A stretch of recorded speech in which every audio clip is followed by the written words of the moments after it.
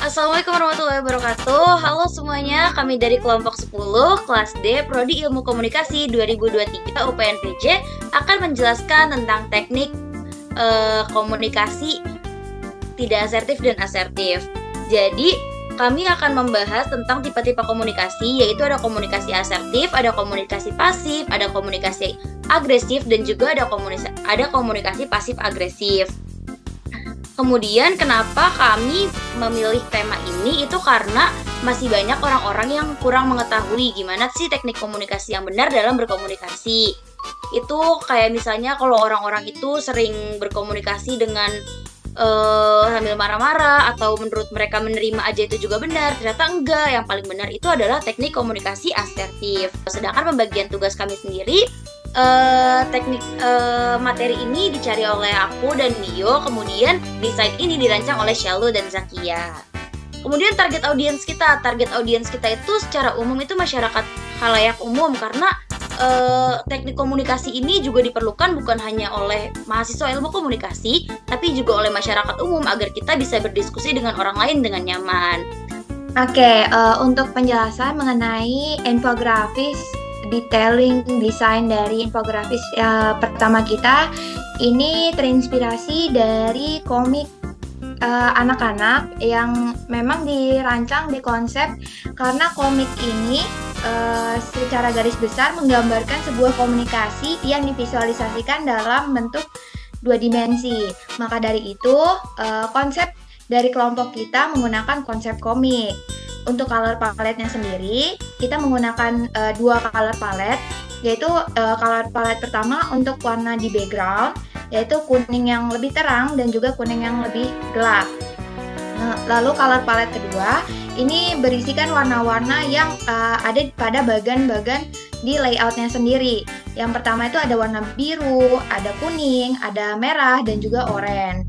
Nah, selanjutnya untuk elemen-elemen yang ada di dalamnya seperti karakter-karakter gambar dan juga elemen tambahan pada pojok kanan dan kiri diambil dari beberapa sumber. Ada yang dari Canva, ada juga yang dari Pinterest.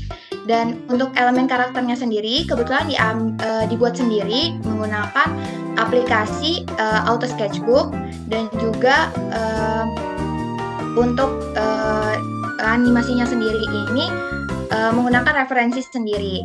Terus untuk bubbles teks yang ada pada infografis ini diambil dari Canva dan juga menggunakan beragam variasi bentuk untuk menunjukkan bahwa isi teks dalam infografis menunjukkan karakteristik dari si komunikasi. Untuk selanjutnya ada untuk font heading, subheading, dan conversation juga dibedakan menjadi 3 jenis.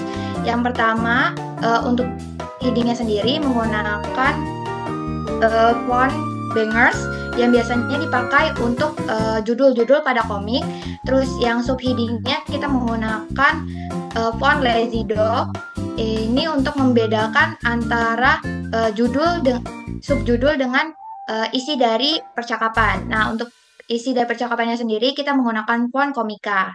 Selanjutnya untuk quotes yang ada di bawah infografis ini menggunakan font bangers dan juga berisikan tentang si asertifnya yang menjelaskan bahwa asertif bukan hanya tentang berbicara tapi juga tentang mendengarkan.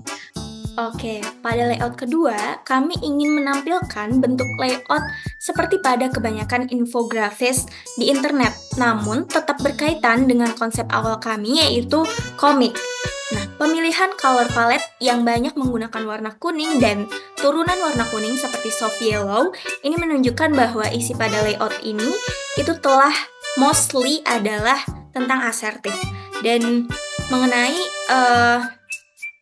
kami menggunakan warna kuning ini sebagai makna dari asertif seperti yang telah dijelaskan oleh Kia sebelumnya. Dalam komunikasi visual, kami memaknai warna kuning ini sebagai asertif sebagai bagian dari semiotika. Kemudian ilustrasi yang di-highlight di tengah dihasilkan melalui penggambaran manual oleh Kia tadi melalui Auto Sketchbook.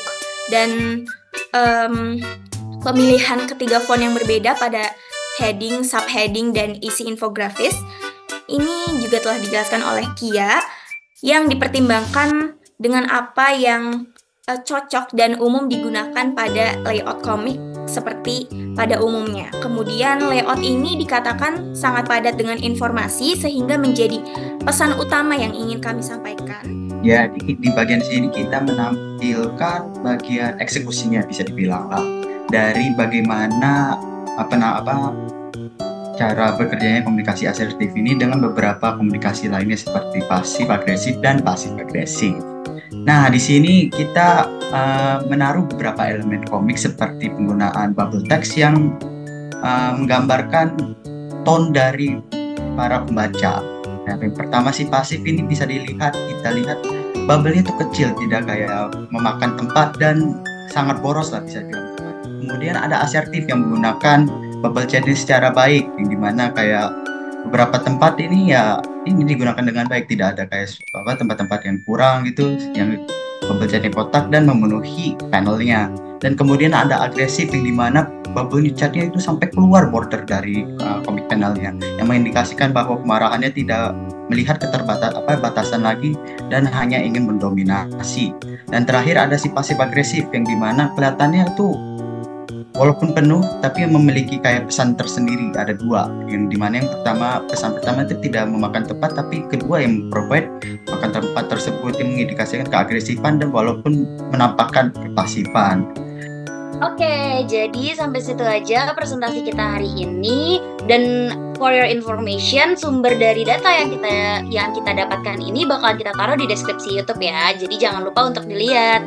Oke, terima kasih karena sudah menonton. Kita kembali lagi di lain waktu dengan materi yang baru. Dadah semuanya.